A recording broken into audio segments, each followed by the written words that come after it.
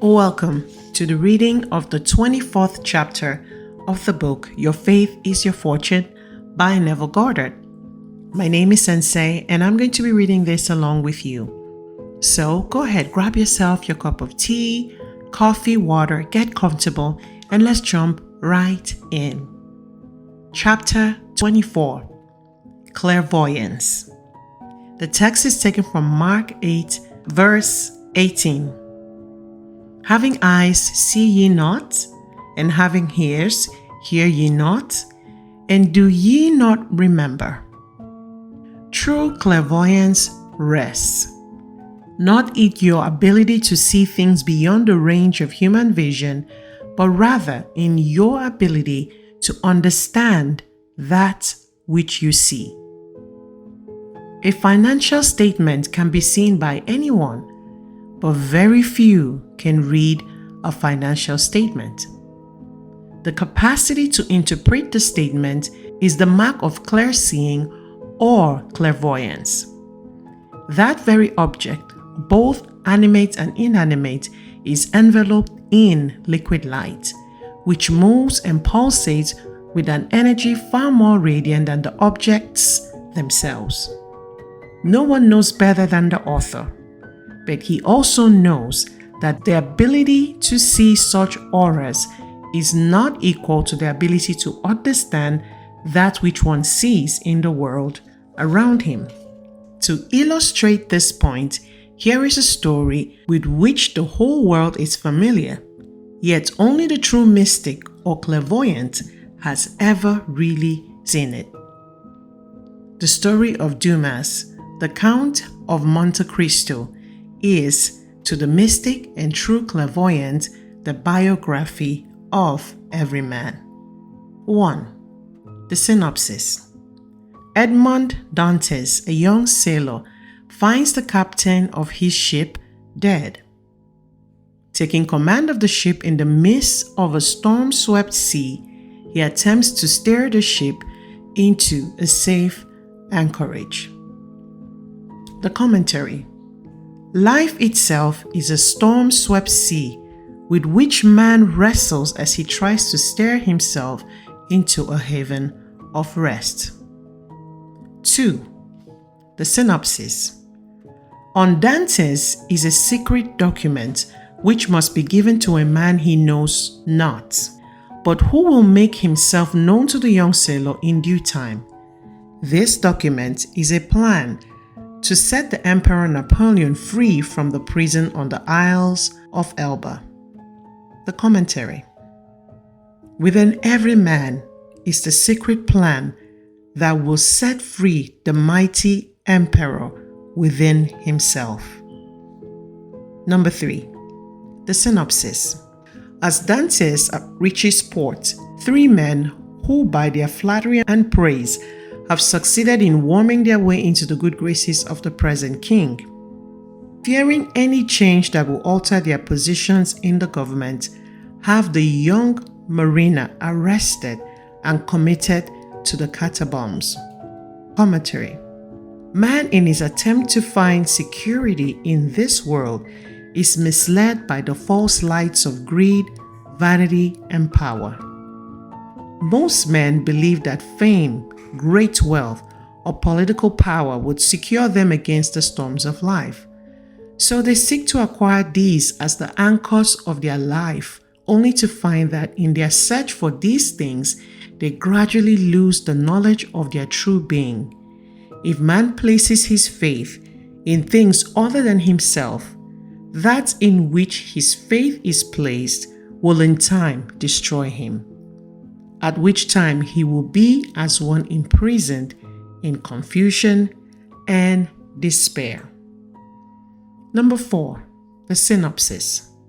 Here in this tomb, Dantes is forgotten and left to rot. Many years pass. Then one day, Dantes, who is by this time a living skeleton, hears a knock on his wall. Answering this knock, he hears the voice of one on the other side of the stone. In response to this voice, Dantes removes the stone and discovers an old priest who has been in prison so long that no one knows the reason for his imprisonment or the length of time he has been there. Now the commentary. Here, behind these walls of mental darkness, man remains in what appears to be a living death. After years of disappointment, man turns from these false friends. He discovers within himself the Ancient One, his awareness of being, who has been buried since the day he first believed himself to be man and forgot that he was God. 5. The synopsis. The old priest had spent many years digging his way out of his living tomb, only to discover that he had dug his way into Dante's tomb. He then resigns himself to his fate and decides to find his joy and freedom by instructing Dantes in all that he knows concerning the mysteries of life and to aid him to escape as well. Dantes at first is impatient to acquire all this information, but the old priest, with infinite patience, garnered through his long imprisonment, shows Dantes how unfit he is to receive this knowledge in his present unprepared, anxious mind. So, with philosophic calm, he slowly reveals to the young man the mysteries of life and time. The commentary. This revelation is so wonderful that when man first hears it, he wants to acquire it all at once. But he finds that after numberless years spent in the belief of being man, he has so completely forgotten his true identity that he is now incapable of absorbing this memory all at once. He also discovers that he can do so only in proportion to his letting go of all human values and opinions. 6. The synopsis. As Dantes ripens under the old priest's instructions, the old man finds himself living more and more in the consciousness of Dantes. Finally, he imparts his last bit of wisdom to Dantes, making him competent to handle positions of trust. He then tells him of an inexhaustible treasure buried on the Isle of Monte Cristo. Commentary. As man drops these cherished human values, he absorbs more and more light. The old priest, until finally he becomes the light and knows himself to be the Ancient One. I am the light of the world. 7. The synopsis. At this revelation, the walls of the catacomb, which separated them from the sea above, cave in, crushing the old man to death. The guards, discovering the ancient, sew the old priest's body into a sack and prepare to cast it out to the sea. As they leave to get a stretcher, Dantes removes the body of the old priest and sews himself into the bag. The guards, unaware of this change of bodies and believing him to be the old man, throws Dantes into the water. Commentary.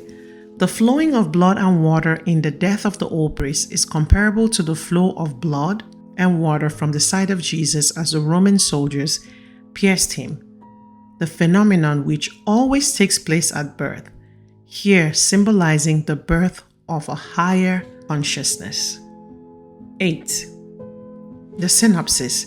Dantes frees himself from the sack, goes to the Isle of Monte Cristo, and discovers the buried treasure.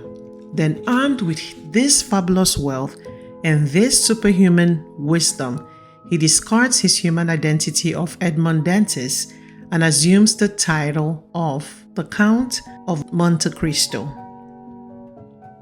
The commentary. Man discovers his awareness of being to be an inexhaustible treasure of the universe. In that day, when man makes this discovery, he dies as man and awakes as God. Yes, Edmund Dantes becomes the Count of Monte Cristo. Man becomes Christ. Now, this brings us to the end of the reading of the 24th chapter of this amazing book, Your Faith is Your Fortune.